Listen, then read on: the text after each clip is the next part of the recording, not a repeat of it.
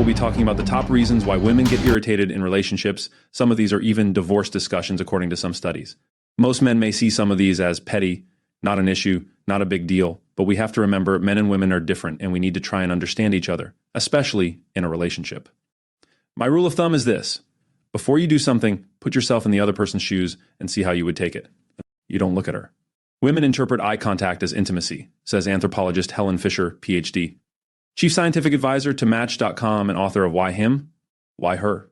You don't need to stare into her eyes, that's just creepy. But tear your eyes away from your iPhone, dinner, or the basketball game and look at her when she's talking to you. This conveys you care about her story and, in turn, her. It's an easy way to strengthen your bond. You try to fix everything. Wait, that's wrong? Yes. When she's venting about the rude salesperson, the horrible traffic, or her micromanaging boss, she's looking for empathy, not solutions, she explains. Constantly offering suggestions about how she can fix things makes it seem like you doubt her ability to handle her own problems, Fisher says. Don't treat her like a damsel in distress. Just lend an ear and tell her you understand. You only text. Texting is perfectly acceptable when you want to flirt or ask a quick question. But for conversations that take more than 30 characters, pick up the phone and call your girlfriend. That goes for canceling plans, apologizing, or delivering news, good or bad. When you dial, you acknowledge that the issue deserves more than just an emoticon, says Terry Orbig, PhD. A research scientist at the University of Michigan's Institute for Social Research and author of Finding Love Again. Ultimately, it's a sign that you're a good communicator. You don't ask questions. Your silence says a lot. By not asking follow-up questions to her stories, you're expressing that you're not interested in her life, says Orbach. You don't have to grill her, but if you give a damn, you'll want more details. You let her decide everything. Decision-making is work, so always saying it's up to you leaves her with the burden, even if it only involves choosing where to eat or what movie to see. After a while, she'll feel as if you just don't care. Eventually, she may even wonder if you'll abandon her when bigger decisions, like house hunting or where to send your children to school, come up, says Orbach. Instead, tell her your thoughts. For instance, if there are 3 movie choices, let her know which is your least favorite. Then ask her what she's thinking. This shows that you're listening and want to be involved. You ignore her to-do lists. You haven't constructed that bookshelf in her guest room and she asked you to do it a month ago. While that unopened IKEA box might not seem like a big deal to you, it's a clear indication to your girlfriend that she doesn't rank high in her priority list, Fisher says. You leave the toilet seat up. Here's the truth. Most women who make a fuss over the toilet seat being up don't really care about the actual seat. It's just an indicator girls use to gauge how considerate you are, Orbach says.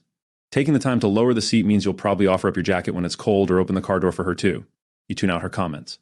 Her one-off remarks like, I love Thai food, or this is my favorite band, might seem like they don't need a response, but your acknowledgement of them can mean the difference between her staying or jumping ship. When your girlfriend wants to emotionally connect with you, she'll use bids for connection, according to Donald L. Cole, a licensed marriage and family therapist and a certified master trainer for the Gottman Institute. She's trying to get your attention without overtly saying it.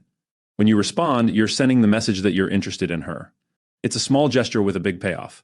You stay silent during fights. Think saying something will only make the fight worse? That's the worst thing you can do, says Cole. Zipping your lips and crossing your arms, or stonewalling as psychologists call it, sends the message that you don't want to validate her concerns with a response or that her argument is trivial. In fact, stonewalling is one of the highest predictors of divorce in married couples, says Cole. You don't know her friends. Boxing out your partner's friends is a relationship deal breaker, Orbach says. You don't have to love her girlfriends, but you need to respect the bond she has with them. Most women want a guy who their friends approve of. They want someone who their friends find interesting and engaging. So the next time she meets up with them for happy hour, tag along. Buy the first round, chat with them all, and then head out so they can spend some time together. It'll give you a chance to go to poker night too. You don't say, I'm sorry. Everyone likes to save face. But having too much pride to never apologize can leave you flying solo. A genuine apology has the power to mend hurt feelings and restore a strained relationship. And in most cases, it's usually never all one person's fault. She'll probably say she's sorry too. Well, that is it for today. As always, please like and subscribe if you enjoyed the content. Let me know in the comments if today's content is accurate or what other reasons we forgot to include. See you in the next one.